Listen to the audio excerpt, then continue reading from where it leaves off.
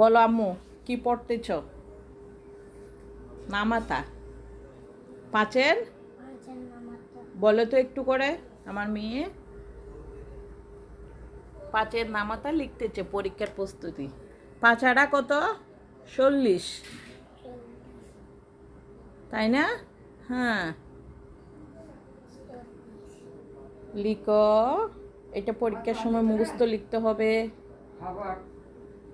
চার 3 পট, এটা মুখস্থ লিখতে হবে, তাই না? পড়ো না আম্মু। 5 নং কত? 45। হ্যাঁ, 5×10 = 50। মেয়ের জন্য সবাই দোয়া করবেন, ইরিশার জন্য। আমার ইরিশা পাপুসে বসে লেখাপড়া করতেছে।